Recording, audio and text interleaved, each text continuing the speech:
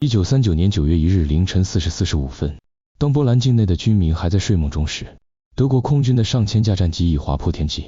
密集的炸弹如暴雨般倾泻在波兰的机场、铁路枢纽与军事指挥部。与此同时，2800辆德军坦克组成的钢铁洪流，沿着德波边境的多个方向如利刃般刺入波兰领土。希特勒蓄谋已久的闪击战，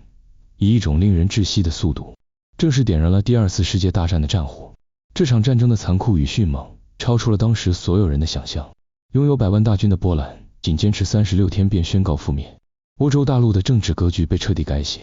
在战争爆发前，波兰绝非弱旅，这个国家已动员起100余万兵力，且与英国、法国签订了正式的同盟条约。根据协定，若波兰遭受侵略，英法需立即出兵援助。正因如此，波兰政府对德国此前的多次口头警告嗤之以鼻，既未及时更新落后的军事装备，也未制定针对性的防御战略，甚至仍沿用一战时期的阵地战思维，妄图依靠边境防线阻挡德军。而希特勒早已布下天罗地网，德军为清波行动组建了2个集团军群，总兵力达62个师，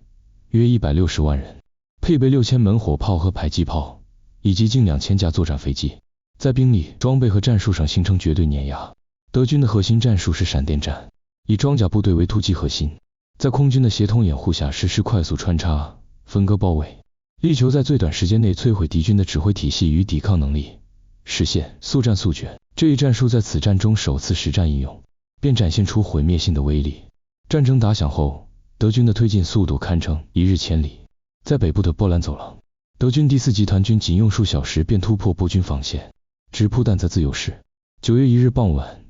但泽被德军占领，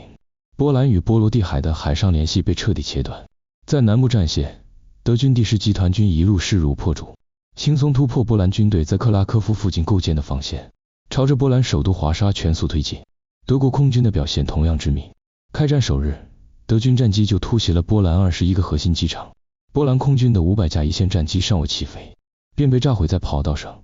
整个防空体系瞬间瘫痪。此后数日，德军战机持续对波兰的交通线、后勤基地和城镇恐轰滥炸，不仅摧毁了波军的补给通道，更瓦解了民众的抵抗意志。预先部署在波兰沿岸的德国战列舰也同步开火，为地面部队提供了强大的火力支援，让波军的边境防线雪上加霜。尽管实力悬殊，波兰军民仍进行了悲壮的抵抗。当时波兰空军仅有392架各型飞机，且全部战斗机均已严重落后于德军。此前向英国订购的飓风战斗机，向法国订购的莫兰索尔尼尔战斗机尚未交付，飞行员们只能驾驶老旧战机升空迎战，用勇气对抗德军的技术优势。不少波兰飞行员在战机被击落前，仍拼命冲向德军战机，力求同归于尽。但血肉之躯终究难以抵挡钢铁洪流，波军防线节节失守，国内陷入一片混乱。更让波兰绝望的是盟国的背叛。1939年9月3日，在德国拒绝停止侵略后，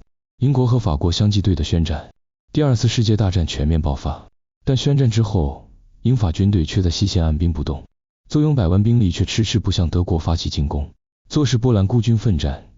这一荒诞的历史事件被后世称为奇怪战争。波兰军民期盼的援助始终未至，陷入了孤立无援的绝境。雪上加霜的是，潜伏在波兰境内的大批德国特务趁机作乱，他们冒充波军士兵夺取边境要地，散布德军已占领华沙、政府投降等虚假谣言，实施桥梁爆破、通讯破坏等恐怖活动，进一步加剧了波兰的混乱局势。9月6日，波兰政府被迫从华沙迁往卢布林。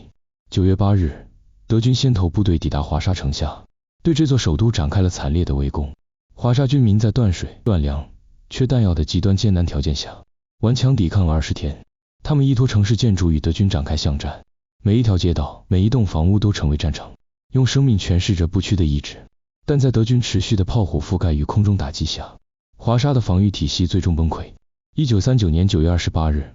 华沙守军弹尽粮绝，被迫停止抵抗，这座历史名城落入德军之手。1939年10月6日，波兰全境被德国和苏联根据苏德互不侵犯条约的秘密协定瓜分。这个曾拥有100万大军的欧洲国家，在短短36天内彻底灭亡。据战后统计，波军在战争中阵亡6.63万人，受伤13.37万人，被伏击42万人。德军则付出了阵亡1.06万人，